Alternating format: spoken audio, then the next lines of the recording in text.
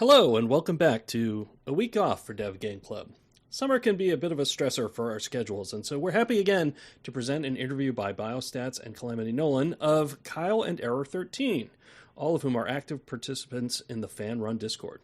Kyle is particularly well known for doing self-motivated game challenges such as Soul Level 1 Dark Souls runs or a hitless Hollow Knight. If this isn't your thing, skip on by and we'll see you next week when we hope to run an interview. Hope you're having a great summer, and we will be back at our regular schedule soon.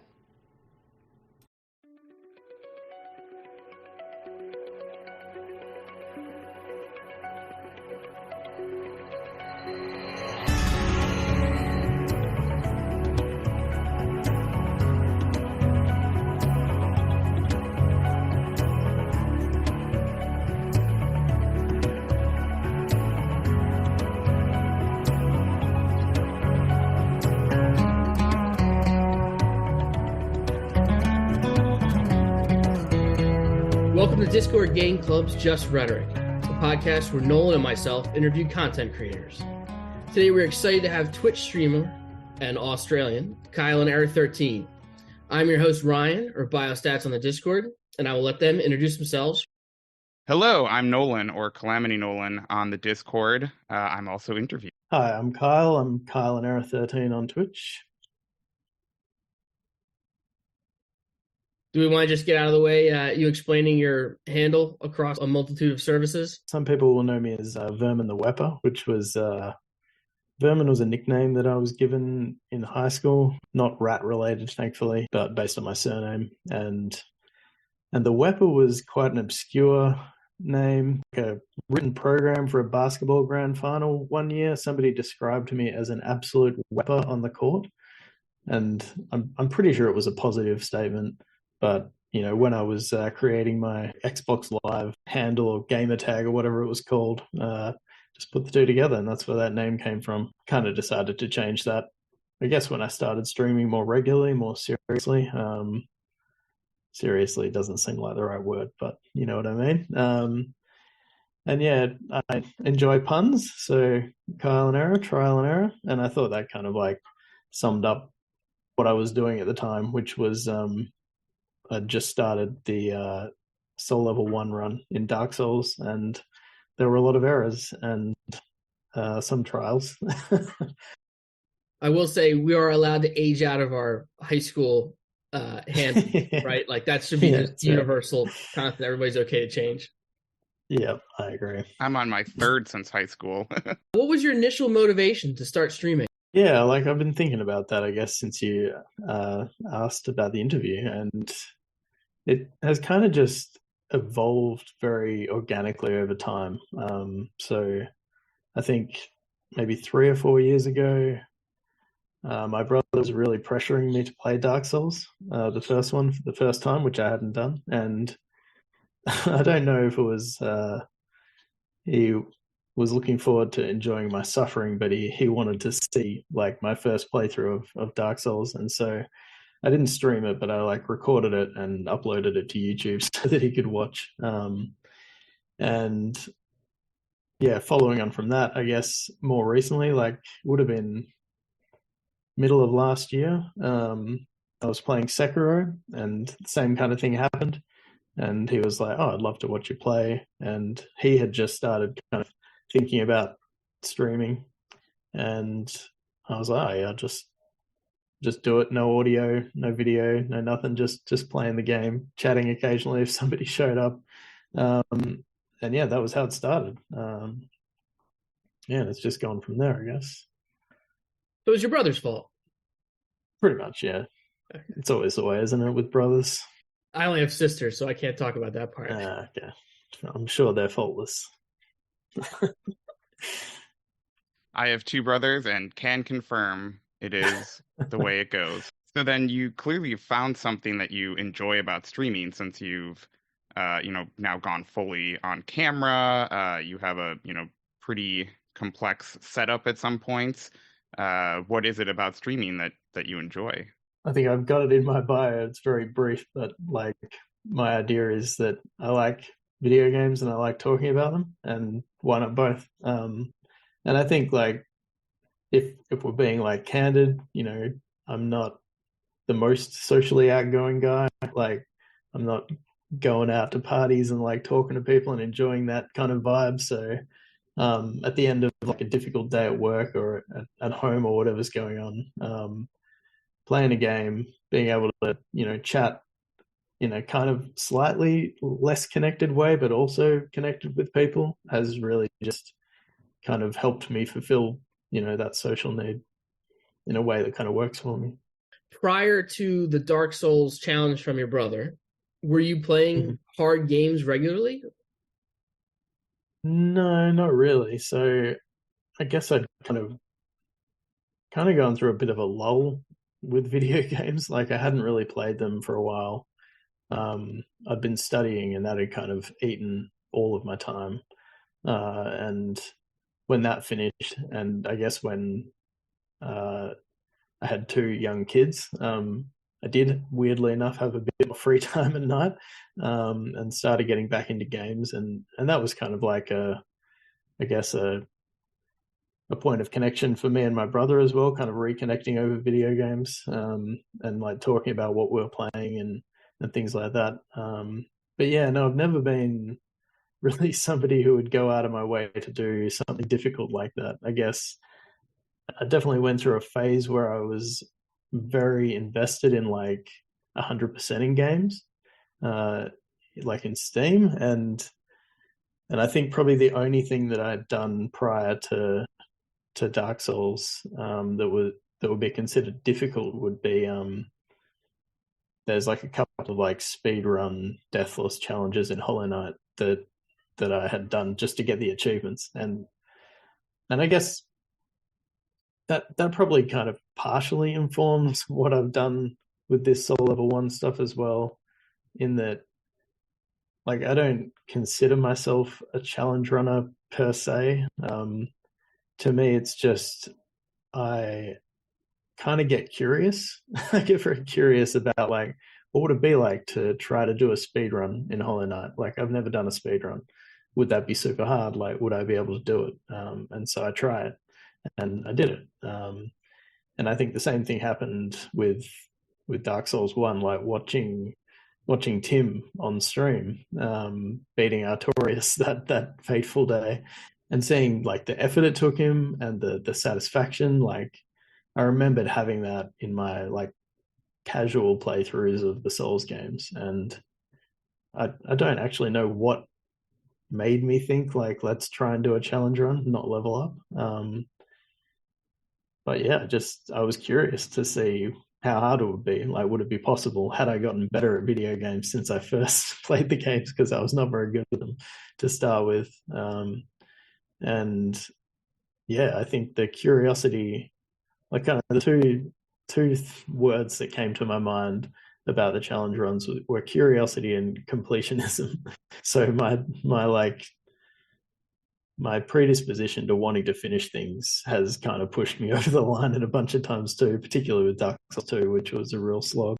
In Dark Souls 3 as well, like, there were a few bosses toward the end that were like the hardest challenges that I'd done up to that point. And there were definitely moments where I was like, am I just going to have to give up this run? Like, is this it? But I've really enjoyed just the satisfaction of, I guess, not giving up. Like, I feel like my runs are all about not giving up effectively. Just determination and sticking with it, and eventually it's going my way. Like, this is probably revealing of my personality. I look at the real challenge runners and they're in a different class to me, like, I don't put myself in that category. And that's kind of, that probably is part of like what drives me to do the next thing. Like, can I do a hitless run? Like, I haven't done that before. And again, I'm in that kind of liminal space of, can I do it? I'm not sure. Like, I haven't done it yet. I think I asked you even on stream once, is it the challenge run itself fun, or is it overcoming the challenges fun, or do both parts sort of give you pleasure and enough drive to continue going? Well, like, I guess if it wasn't challenging, I would probably feel a bit stupid trying to do it, if that makes sense. Like, there's kind of like there's a level of clarity that the challenge brings to, particularly to the stream. Like something I've noticed, the difference between doing a challenge run versus doing a first playthrough.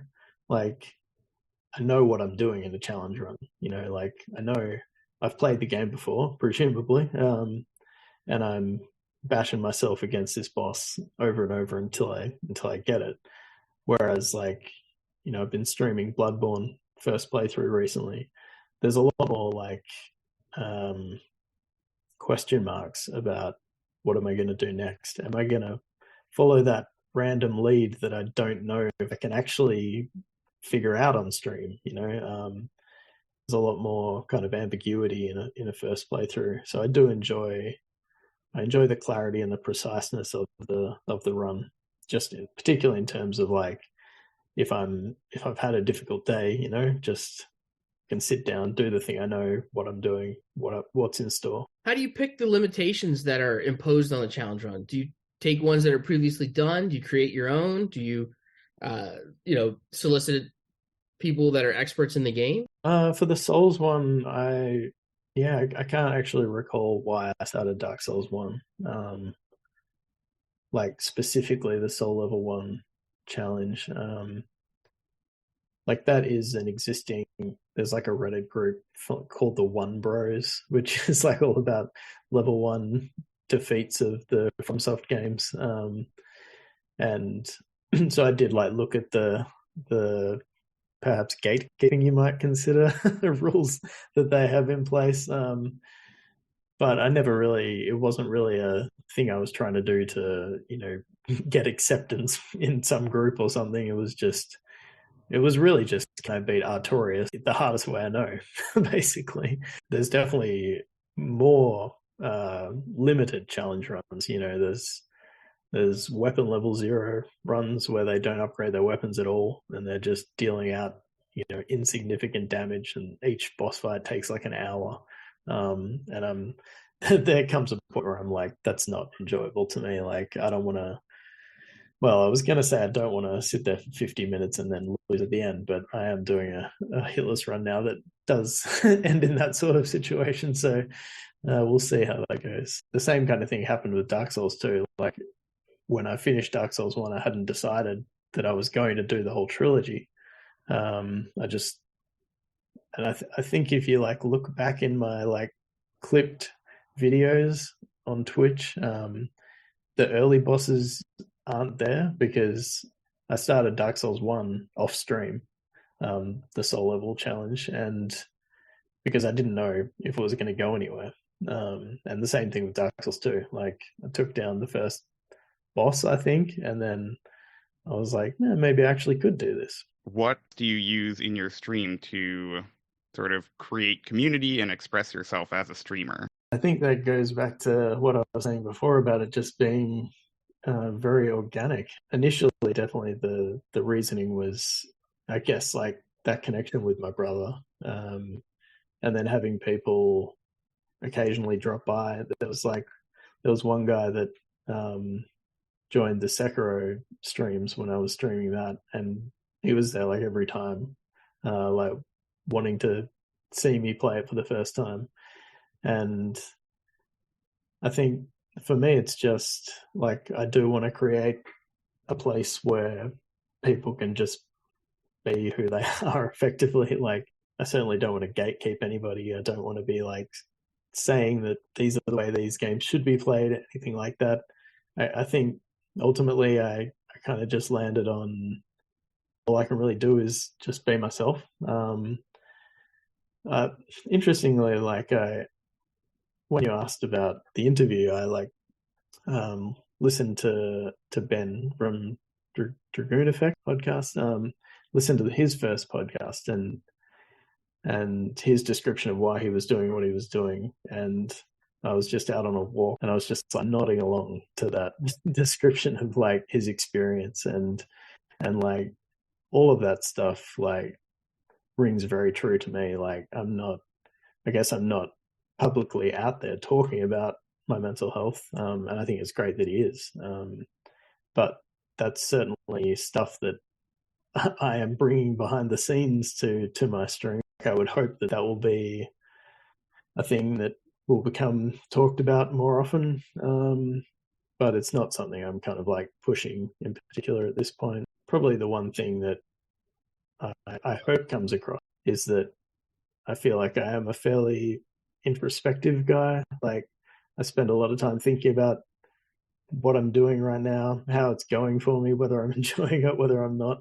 And I try to be as honest about that as I can. I think that's like just a character trait that I have generally, that I can bring here. How do you differentiate your stream from others? What makes going to Kyle and Eric 13 unique? That I don't know, to be honest. Other than me, yeah, it's a good question. Hopefully, what you see is just my experience, really. Who I am comes out in these games, I think. I'm not like a big emotional reactor kind of person on stream, but I think, like I said, like that introspection, that analysis of how I'm thinking, I hope comes out. Maybe not in the particularly high pressure moments, but in the in between spaces. If you want to see somebody who maybe isn't so good at video games but is going to just keep trying until it happens, then I think I'm your guy.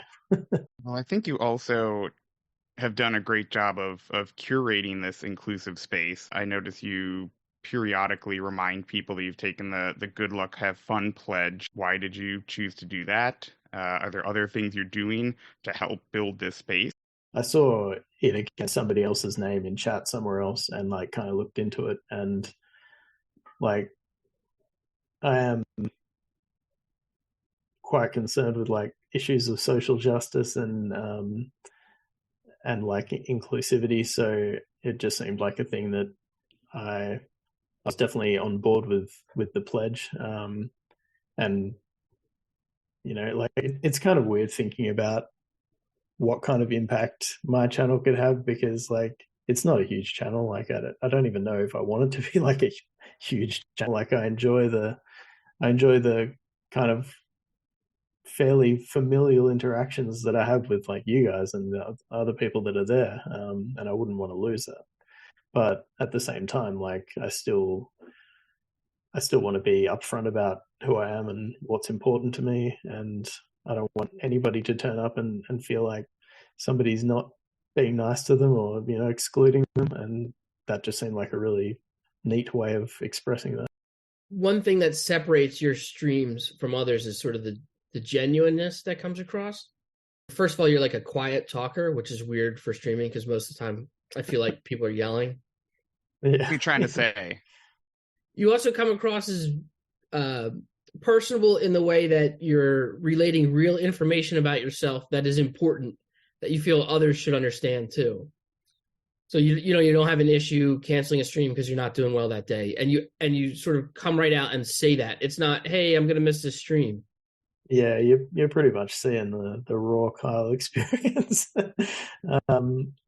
Yeah, like I said, like often, video games are partially escape, partially therapy, for me.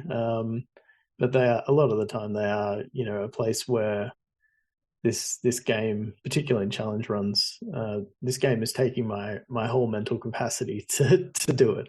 And that's something that helps me, with, mental health issues that I do have. And so, yeah, I don't think if I tried to put on a persona, I think you would know that I was trying to put it on. First of all, I don't want to do that. I don't want to be pretending to be somebody else, but I don't even think I could do it, to be honest. But yeah, I appreciate you saying that.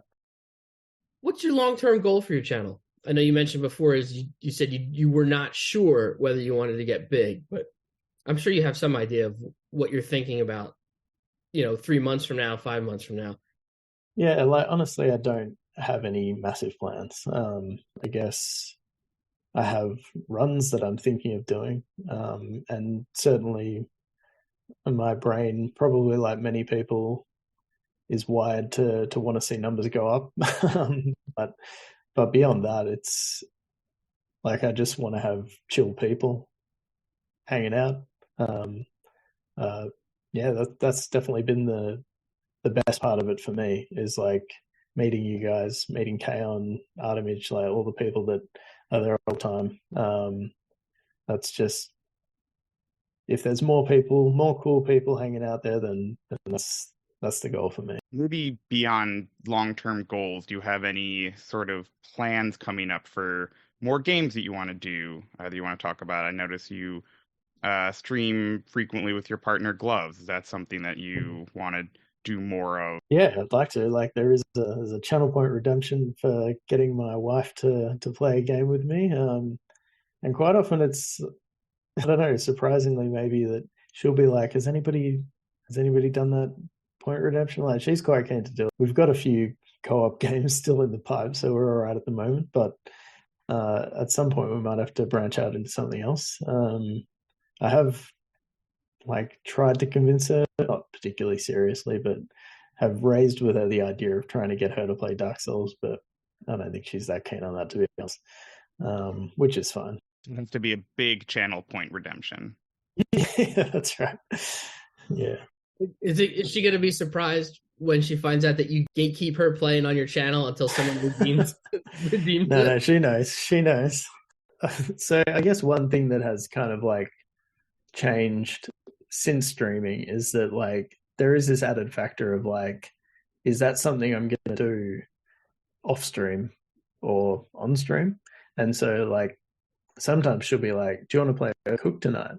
I'll be like, well, that's a channel point redemption, honey. Like, I need to wait for somebody to redeem that. And it's not just with her, but like, I've been having some success with that Hollow Knight run recently. So tonight I was just like, just want to be doing that run, that's all I'm thinking about at the moment. So that's definitely a factor too.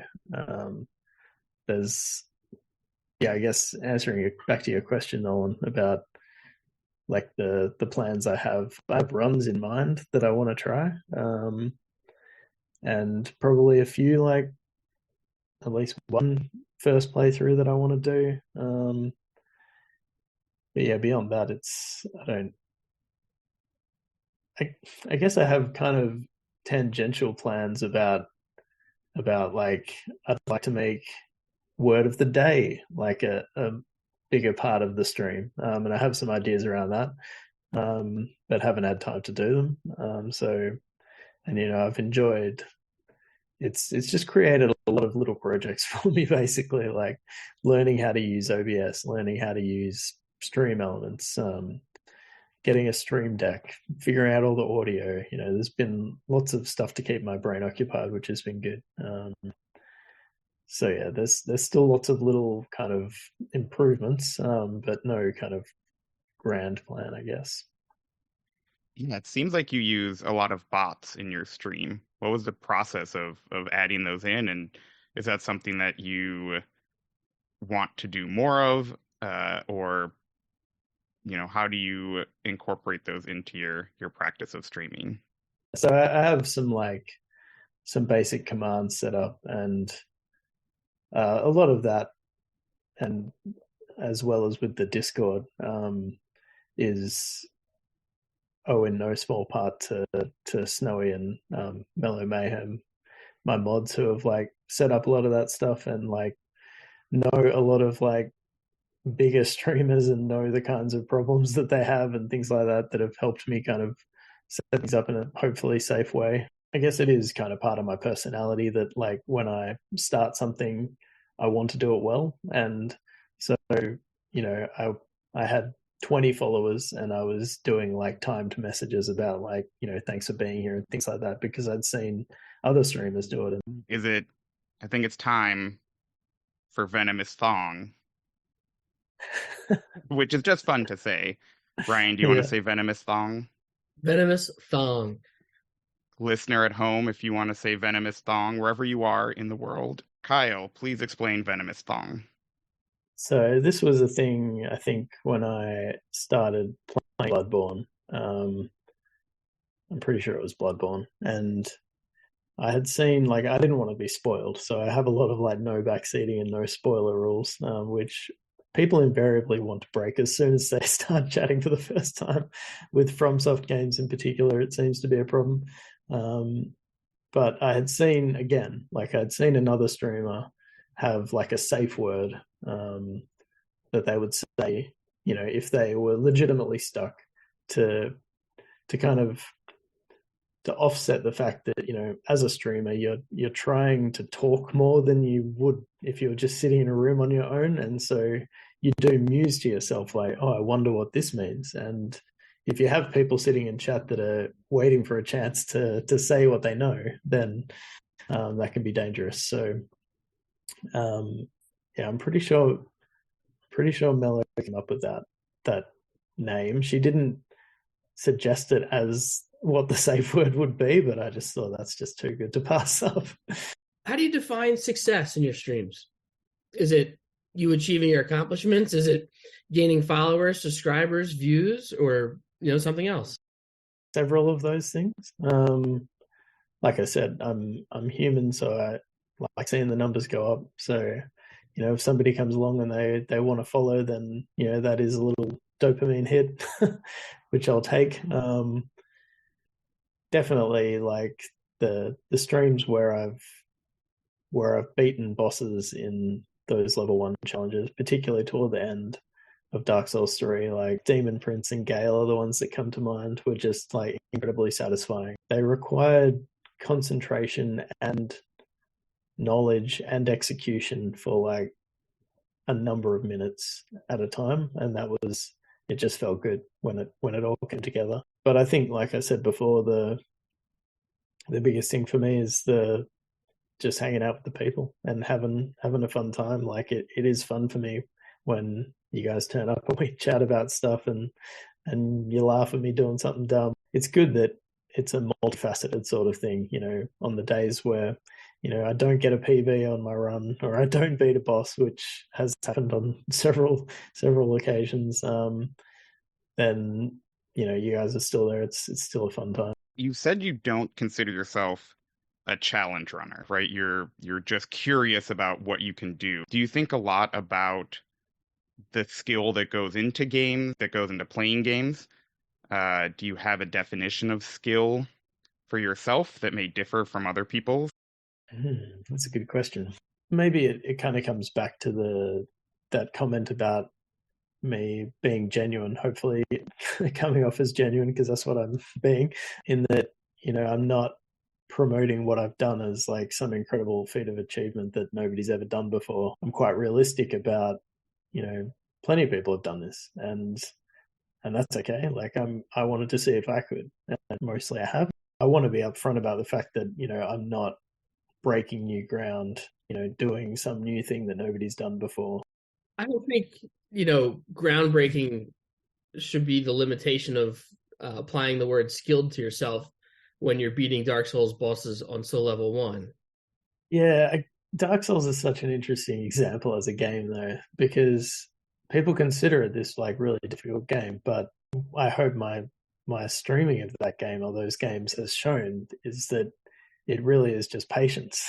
Like, I know there are situations where people are like literally unable to do it. So I don't want to downplay that completely or the difficulty, but yeah, I think like a large majority of people would be able to do it if they, you know, put in their 13 errors until they were able to do it.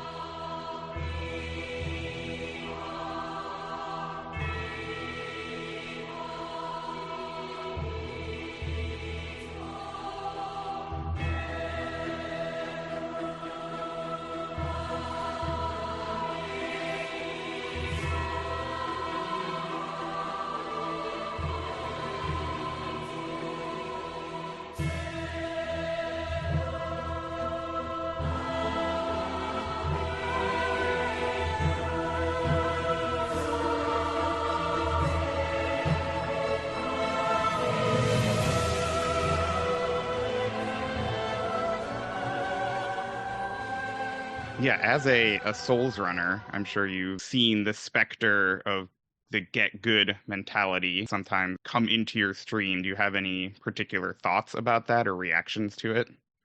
I can't stand it personally. And I think like one thing I had to kind of try to stop at some point was the F's in chat for paying respect, I believe is the meme. But for me, I would always just see that as failed, like F for fail. And I just, like as we were talking about before with mental health stuff, like sometimes I just couldn't take that on some nights, and so I had to kind of say, please don't do that anymore. But it's the same kind of thing with Get Good. I have timed messages from one of those bots saying like, please don't tell me to parry, because I'm not good at it.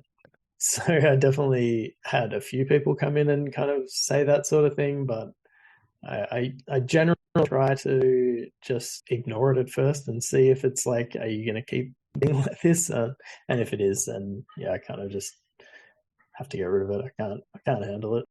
Nolan, you also play Souls games and you stream, and we will get to an interview of you at some point in time.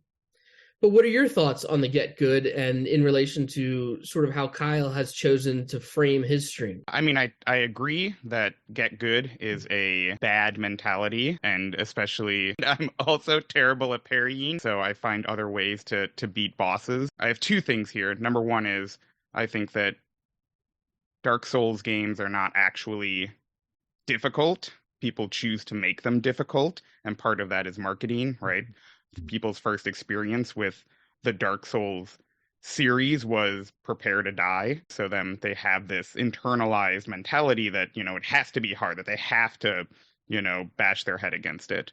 But the games, aside from Sekiro, really give you a lot of tools to modulate your difficulty. And so, you can change your loadout. You can grind some levels to make yourself stronger. You can call in friends to help you beat the boss. So there's not a whole lot of insurmountable challenges, right? Where it's just like you have to do this one way. You have no other options. So, and I think that's fine, right? That people choose to make them difficult. And I think that that's part of it. And that's part of the way that community and these social interactions bleed into the game itself. But when you start to impose those on other people is where you get a problem, I think, right? And so then they're saying, hey, this is the way that I've chosen to play it, and you have to play it that way too. That I don't like. So, I've beaten the games. I haven't beaten them the way that some other people have beaten them, but I've rolled credits. I would say it's the one guy here that doesn't play hard games, in quotes, right? Hard, and have not beaten any Dark Souls or even played a Souls game. Nothing is more annoying than when somebody in chat says you cheese the boss. Like, if you beat the boss, you beat the boss. For me, I think cheesing should only be in reference to something you've done yourself. Like, like it should only be, I feel like I didn't do that legitimately for whatever reason. Like that's you reflecting on your own gameplay. Because as I'm sure Nolan's about to say, like, the game let you do it. The game was, whether intentionally or otherwise, designed to let you do that. And so I think, yeah, any method of getting past these bosses, or sometimes not even the bosses, just the areas, are legitimate. Yeah, absolutely. It's just using the tools that the game has made available to you. And the other thing I wanted to mention just real quick about my own personal relationship with playing these games is I'm someone who's very impatient, I guess. And so if uh I can't do the like, okay, I'm just gonna fight this boss over and over and over again for hours and trying and get it.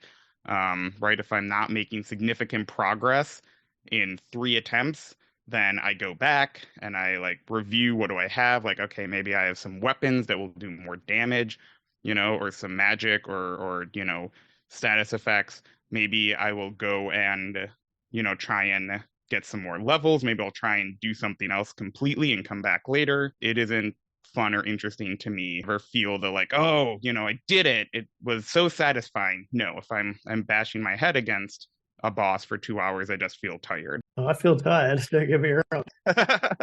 To put to bed any incorrect assumptions about my gameplay and approach to game. You know, I'm bashing my head against those bosses at level 1 on stream, but Elden Ring, same kind of thing. Off stream, I'm like, man, how is this boss taking me so long? Like, and particularly, I think post having done these runs now, I'm like, I just did all of Dark Souls 3 at level 1. How can I not beat this boss, like, just face roll it the first time? And so I'll get frustrated very easily. And I'll look up a wiki, like, what's the best weapon to be using here? Like, oh, I'm not opposed to using, you know, summons in Elden Ring. Like, let's just get through this. I just want to beat this boss. So I definitely have the same thing. Kyle, you tend to play the Soulsian and puzzle games on stream, and obviously there's a lot of overlap sort of in those genres. What's a new game or new genre you want to venture in that you would like to bring to stream? I think it probably is the puzzly kind of stuff. I know you've been hanging out for me to get back to real Mist, which I started and kind of had an aborted playthrough. And I think that kind of goes back to what I was saying about the clarity of the challenge run. Like, it's an easy thing, weirdly enough, to turn up on a Monday night and know that, you know, I'm going to play Hollow Knight for an hour and a half and try to not get hit. That's a much easier thing than I'm going to go into a 30-year-old adventure game and potentially just wander around and not achieve anything and look like an idiot. So I think there is, like, I've kind of chatted up some other streamers that kind of do stream more adventure game kind of stuff, and they're always like, you know, don't worry about if you get stuck. Just ask for help if you want help. Like, it's not a big deal. But I guess that probably is me having to get over myself a little bit, you know, wanting to be seen to be able to do these things. So I guess there probably is some level of, I wouldn't say it was a persona, but I generally do like to appear competent. And so it is kind of uncomfortable for me to be stuck in those kinds of games. And that's like one of the things that I would like to do in the near future is the second DLC from The Case of the Golden Idol. That is the kind of thing where I need to be in a certain kind of frame of mind to sit down and be like, okay, we could just be looking at these screens for 2 hours and that might be it, you know.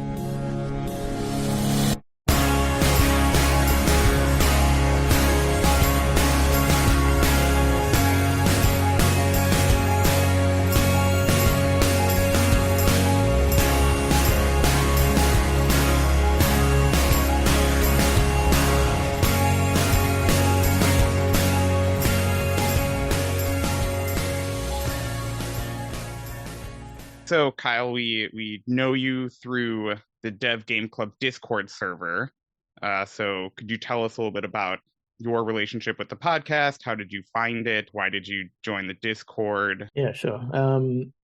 So I'm pretty sure, thinking back on this, I'm one of those group of people that Brett refers to from time to time that found the pod via Kotaku Split Screen. And that, I think, came about because, so I'm a software developer by trade. And I think it was around 2017 that I kind of got this idea in my head of trying to write a video game.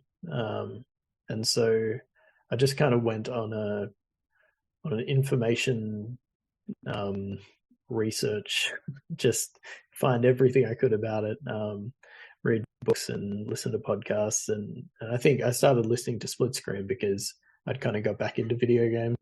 I looked up DGC because Jason referred to it. I'm pretty sure he did. And then just found, this is the best podcast that I've found to this date, that is actually discussing, real game design stuff. Like, there's other ones that I listen to that are about, about video games as more as like a culture or review sort of thing that I enjoy. But nobody's really digging deep into why games basically, and how games. And yeah, that's always been a point of interest to me as somebody who's interested in the development side of things. And yeah, I think I went back and listened to probably all the games that I had played up to that point. I remember listening to like System Shock and I think getting halfway through that podcast and realizing that I never finished that game. And yeah, some of the like formative games for me as a kid, like particularly the King's Quest series, because we were a very big like Sierra household growing up. Yeah, and I've just enjoyed even just reflecting on those games, not even as a development point of view, just listening to them be played again. I think is pretty cool, and remembering my memories as a kid of getting stuck against these adventure games was an enjoyable thing to reflect on too. So I joined the Discord probably from that Artoria stream. I think that was around the time that Tim kind of published it as a thing. I don't even recall how I started following Tim on Twitch. It must have just been a random thing because I wasn't even really streaming at that time very much. Yeah, like everything that I've talked about tonight, it's kind of slowly evolved over time, baby step. Do you have a game that you'd like them to play that they haven't already? There is a kind of tangent to the Sierra games called Manhunter, which was like must have been like a 1990 maybe 89, somewhere around there. Like effectively like a point and click adventure game where you're playing this character that is like investigating murders for an alien race that has invaded the world. And it just did a bunch of really interesting stuff, I think, at the time. And yeah, I watched somebody stream it recently, and I played this as a kid. I actually remember quite vividly like one of the screens in Manhunter 2 that was like this effectively the dead body of this alien mutant. And I had memorized the location of an item on this screen because as a kid this thing terrified me. And so I would like enter the screen, close my eyes, and then like move the keys to get this item so I could get the hell out of this screen. But yeah, it just did a lot of kind of unique stuff that I think even now I don't really feel like there's been many games that have kind of captured those same mechanics and the same kind of vibe as well. And I, especially think they should take some more suggestions from the international listeners because that's a perspective that they don't really have, right? They know the American games industry and impact very well, but there's game development industries all over the world, and especially in the 80s, 90s, they're a lot more closed and have their own impact. So I would love to listen to them close their eyes and click on that game. I'm sure they're probably grown enough men to face the mutant. I'm a grown man, and I'm not sure I'm brave enough for that. So, have you learned anything from their podcast that changed your gaming? Do you notice mechanics more, or do you find yourself paying attention to that type of thing? Yeah, I think so. I notice accessibility kind of stuff, like UX kind of stuff, which I guess that may not be from the pod, but also I write user-facing software. And so I'm very aware of user interfaces that suck. And like that was going to be one of the things I said about the difficulty of Dark Souls is that, the UI doesn't help you to help you find those things that are going to make the rest of the game easier as well.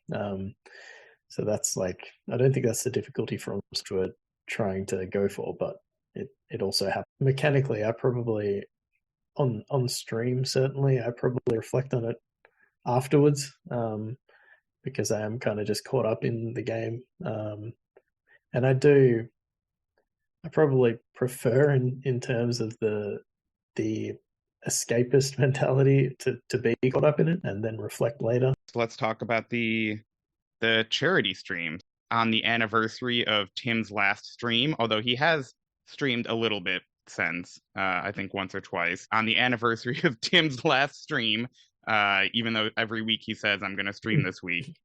It's an asterisk next yeah, to his exactly.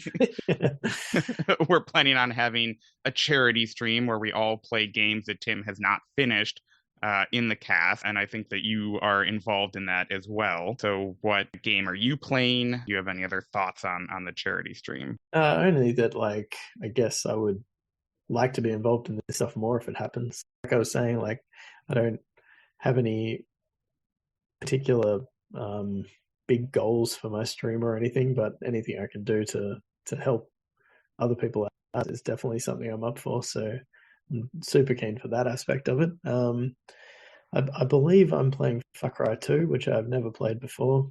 I think somebody has suggested that I'm speedrunning it. I'm not sure if I'm going to be doing that or not because I've never played it before. And if I was going to, I probably should be starting to practice that at some point.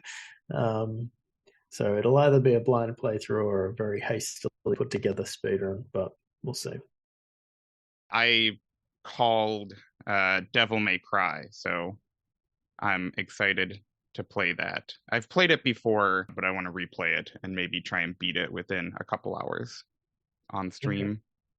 Is it doable? Yeah. I think the game itself is only like 6 hours, that like in a casual playthrough. Right. So definitely can play it faster. Plus I've got my Bayonetta speedrunning skills, which I'm sure will transfer with, no issue. I'm sure they will.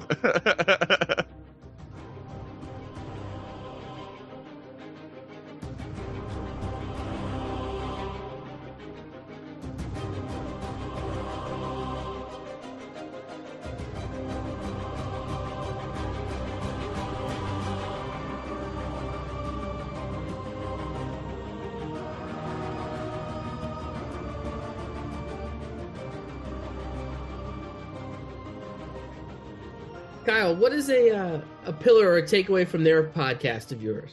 I wrote in an email to them when I first started listening to them, and I think the same thing holds true now, and that's just the willingness to put something back into the community. Their experience that they've gained over however many years. We don't talk about how many years, but many years.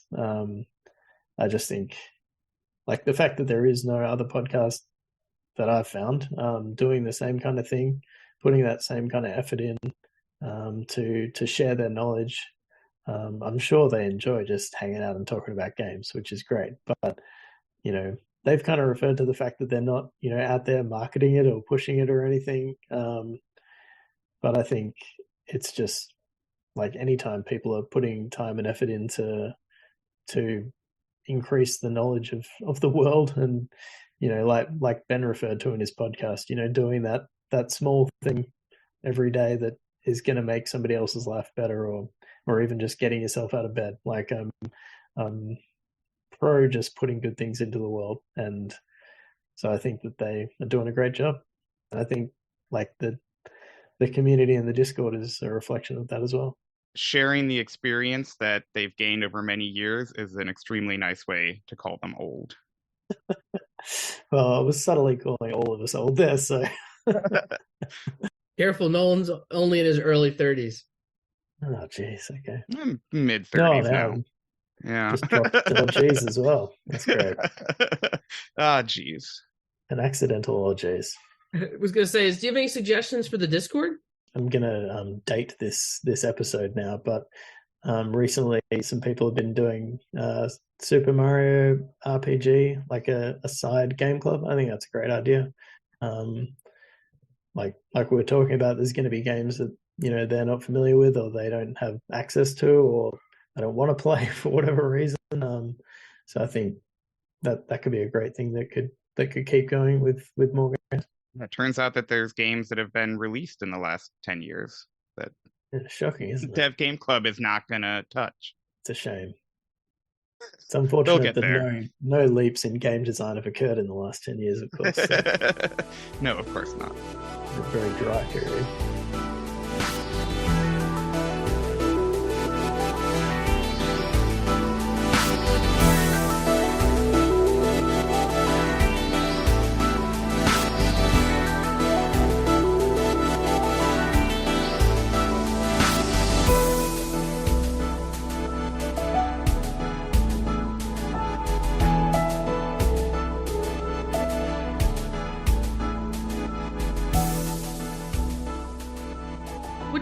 gaming background? And if you started young, how did your parents think about your gaming, and then how's that translated into you being a parent of potential gamers? So as a kid, like I feel like there were games around. So as a little kid, I remember we had like a ZX Spectrum, if anybody remembers that, which is like I think pretty big in Europe. And my dad is Dutch, and so I don't know if that's where he like picked it up or picked up the knowledge of it from, but that was his that he had bought. And weirdly, I was thinking today that I don't think I ever saw my dad playing a game, but this was there, and we got I don't know how regularly, but there were magazines back when they had Spectrum magazine that had like a little cassette on it with demos of games, and you put it in your cassette player and played it on your tape player, and it made some horrible sounds, and you hoped that it would load. So that they were my earliest kind of memories of video games. And then I remember we had this massive luggable, it was called, not portable, but luggable. This was our first PC. And that was this weird like suitcase sized thing that had a little kind of flip up LCD screen, 2 floppy drives, and it was very advanced at the time. And again, like my dad bought this, and I assume that he used it for some kind of like function. I'm not sure, but again, I don't think I really saw him using it. All I remember is playing like some random demos that we had from somebody, and I think that probably would have been the computer that we played like Manhunter and the King's Quest series and Police Quest, and back in like original 4-color CGA or whatever it was. Yeah, so definitely the Sierra games were big as a kid. And then I think probably, actually one memory I do have about that, if you're willing to go down memory lane, is that like we played them all together as like my brother and I, and my mum would be there, and she would help us with the puzzles. So like I remember her helping us like understand the what's it called, the Miranda rights in Police Quest, because we had no idea about any of this stuff, and you had to like read the rights to people you're arresting or whatever. But one thing she also did, and I keep meaning to ask her if she's still got these, is that she would draw these like elaborate screen by screen maps of like, I remember the one in King's Quest 1. She had like, a little grid. She had a big piece of paper drawn up into grids, and she would actually draw what that screen looked like, what was there, and kind of maybe sticky tape a bit onto the side if the map went a bit bigger than we thought it was going to be. And I just thought like, it never really occurred to me like how encouraging and permissive of a thing that was, like, particularly at the time when, I don't know how commonplace games were back then, or like how accepted they were as a thing.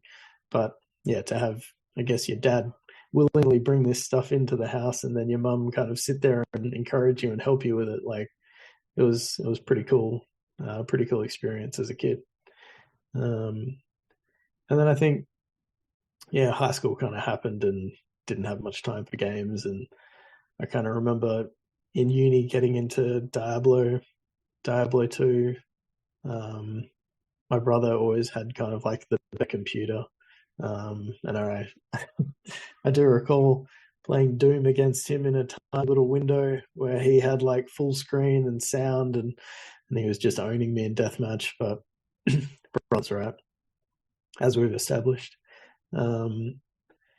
And yeah, and then I think I would kind of just sort of play games that he had lost interest in, probably. I could pick up off his shelf and he didn't mind. And then it wouldn't have been until, mid 2010s again that I would have picked it up again and really, I guess, started playing a lot more stuff. Now I feel like I do my best to try to like keep up with what's coming out, but it's basically impossible these days to like keep up with everything that's happening. And so one thing I guess I have learned recently is that just because somebody that you're reading or somebody on a podcast is really loving a game doesn't mean that's necessarily going to translate to you loving it. So that's been a good lesson for me and my wallet. But yeah, I think that's my brief history with video games. A lot of your memories and experiences with video games are with your family. Is that a tradition you continue on with your kids? Yeah, so my son is very enamored with the Nintendo Switch, which he continues to try to encourage that it could be his, because I don't play it very much.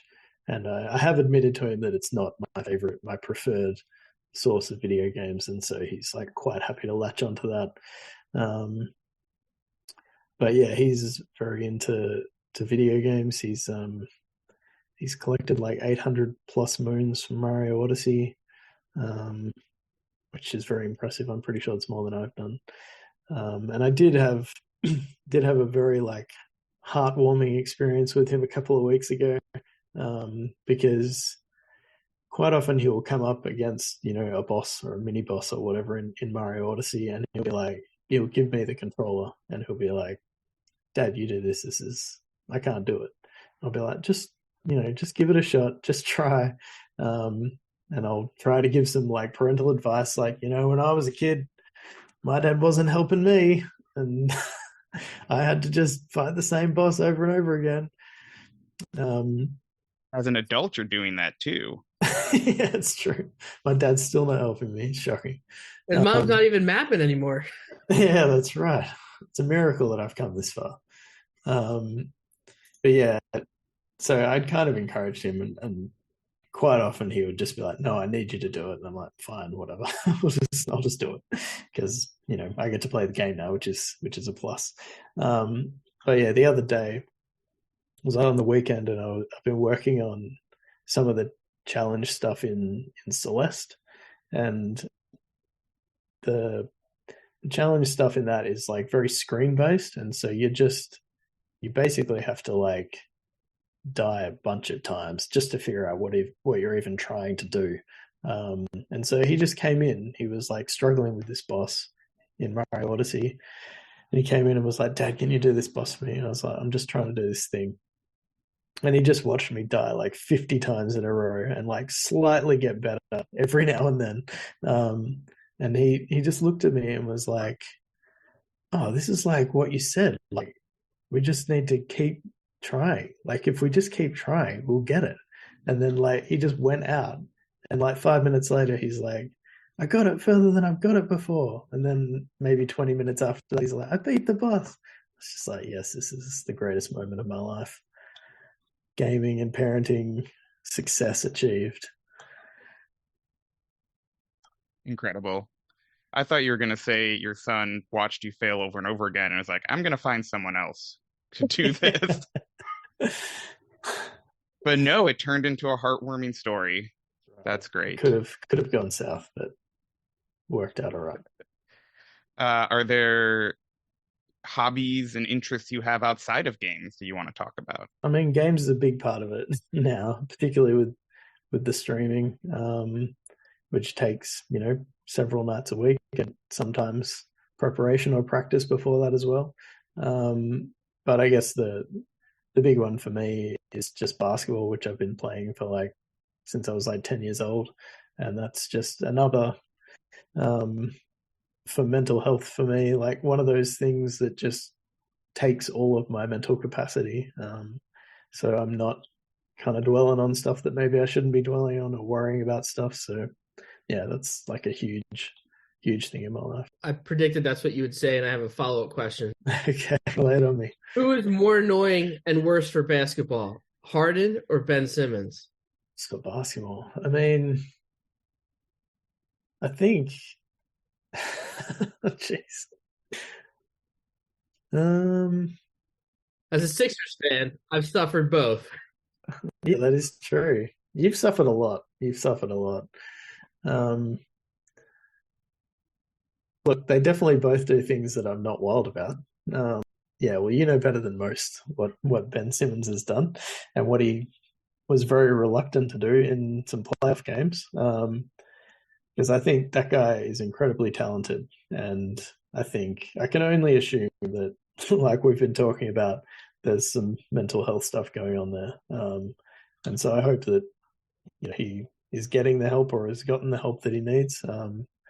Because man, I can't imagine the amount of pressure that you would be under with the kind of expectation that he had on him, and he is an incredible player. So yeah.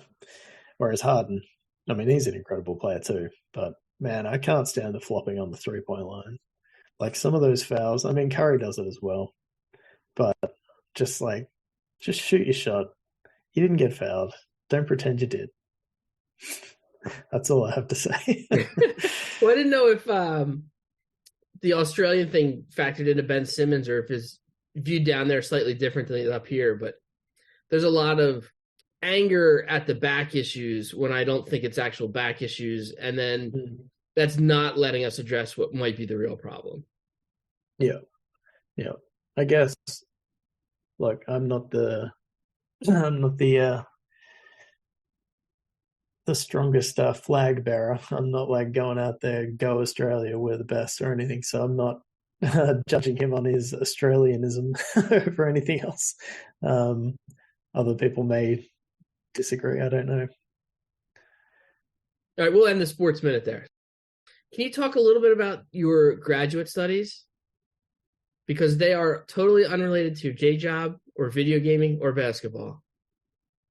Yeah, so I don't know what to talk about them, but I in 2009 went to a Bible college, a seminary, and yeah, got a master's degree in. I'm trying to remember what I think it's called, a Master of Divinity, which sounds much more lame. Well, maybe not more lame than it is, but it sounds lame. That's all I'm really saying. But yeah, I guess kind of. I don't know if you want to get into the whole faith thing here. So you're an MD, is what I'm hearing. Yes, that is true, but not in the traditional sense. I think it's MDiv, unfortunately. Yeah. Look, I wasn't like brought up as a Christian, and kind of going through a lot of stuff, and basically what I now know to be depression, and having a lot of really hard times in high school. Kind of some stuff led to me feeling like that, God was a thing, and that only really been expressed to me in a Christian context, and so yeah, like started going to church when I was like 25, maybe somewhere around there, and I kind of similar to the streaming thing. Like I don't generally do things by halves, so starting to go to church, I was like, hey, I could preach, so I like.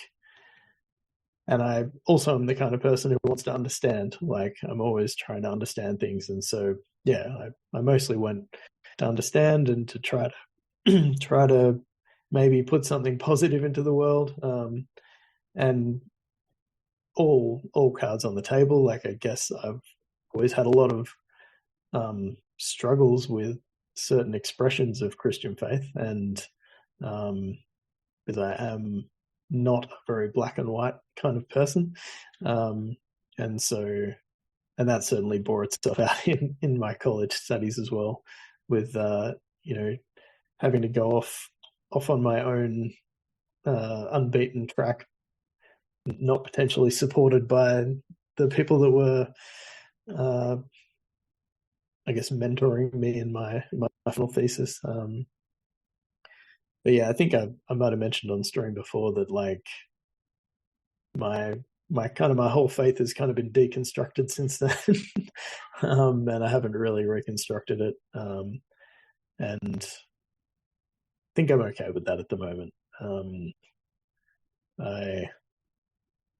I hope that something new will come from it at some point, but it's not quite there yet. Yeah. Do you want to discuss what your exact thesis was on? Because I thought it was sort of interesting. Yeah, so my thesis was on a non-violent interpretation of, man, I should remember the passage. It's Act 5, I think, but it's basically a story where two people in the church come, or they sell some land, and they give the money to Peter, but they don't give it all. And effectively, the traditional interpretation of the passage is that they're struck dead by God for like deceiving Peter or deceiving the church. And so, yeah, like one thing that has never wavered to me is that if there is a God, I don't believe that God is violent in any way. I see God as love, not love and justice, and some weird hybrid of the two. And so it was trying to reconcile that passage with that belief. And yeah, you're welcome to read it if you would ever like to. I think maybe unlike Nolan, I also have a document that nobody ever needs to read. I have a master's. Do you have a thesis we can all look up and talk about? My thesis was a game, and showed it at the Tokyo Game Show in 2015. Nice. Already more interesting and better. Yep, no doubt. And more useful for your current profession. So yeah, true. Fair enough. One thing I thought was interesting is in your own Discord, you asked a question on what your favorite games were, and the first two that you listed were Celeste and Hollow Knight. And then I think you also had point and click adventures. Do you just love the 2D? Yeah, I mean, even the point and click adventures, like I feel like that's like 90% nostalgia. Like it's not something that I play a huge amount of now, but it is something that I definitely have very fond memories of. Hollow Knight, I love how that game feels. Just the moment to moment combat of it, I can't get enough of it. Like, and that's like why I chose it as the hitless run, because I knew that whatever game I chose was going to grind me down over time. If I didn't choose something that I just loved playing, that it was going to be a problem. And yeah, Celeste is more of a recent love. Like I enjoyed it. I think I played it like 4 or 5 years ago, just casually through the main story. And I'm pretty sure that I wore one of my thumbsticks down playing that game. Like trying to do the challenge stuff recently, man, my thumbs hurt just in a way that no other game makes them hurt. But yeah, the satisfaction of beating some of that challenge stuff, of just nailing 25 jumps in a row, it's just incredible. And now I have that cool parenting story as well. It's hard to top that. It's too good. Well, I will say, having watched both of you play Hollow Knight, one of the coolest things was watching Nolan. Maybe I'll get the name wrong here. Radiance, the extra version of the final boss. Yeah, the final boss. Watch Nolan in the span of a half hour go from being destroyed immediately to winning was really fun to watch. As he, I don't know, it's not slowly is not the right word, but each time he would make progress on learning a specific move and how to avoid it, and then learning where the openings were to hit the boss. It was really an interesting watch. Is that absolute radiance? It felt slowly. Yeah, I think it's just called Radiance. Yeah. Okay.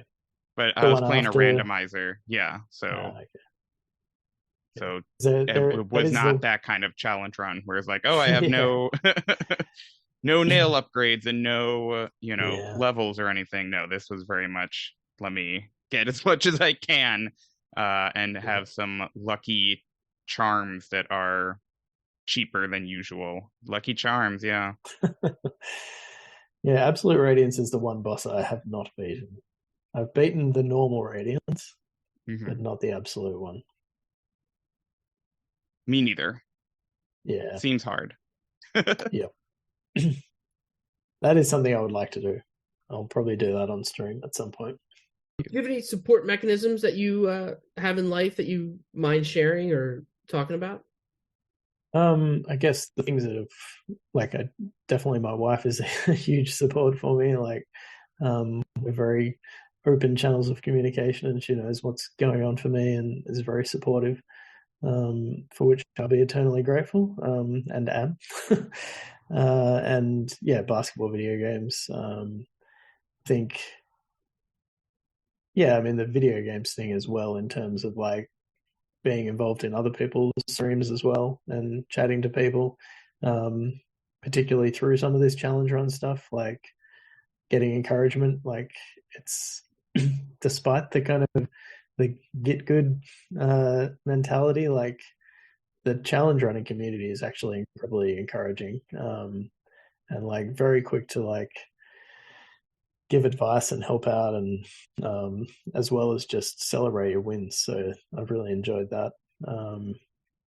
But yeah, other than that, I think it's really just I try to exercise outside of basketball, try to walk, although it's heading into the high 30s now, summer for us, so it's getting a bit unpleasant. But yeah, exercise, and then yeah, just have a few good friends from high school that I still see, every now and then, and we can talk about everything. We've kind of got to that point where there's no more bluster, and we're all just a mess basically, and that's okay. But we're a mess together. So, Kyle, we want to thank you for joining us and sharing your insight on streaming and your approach to challenge runs. Where can we find you, and what would you like to promote? Yeah, look, I think everywhere that I am is going to be easiest to find on Twitch. So I have it Kyle and Arrow 13 there with no JR on the end. And yeah, hope if anybody's interested in hanging out, then I'll be happy to have you along. Nolan, yourself?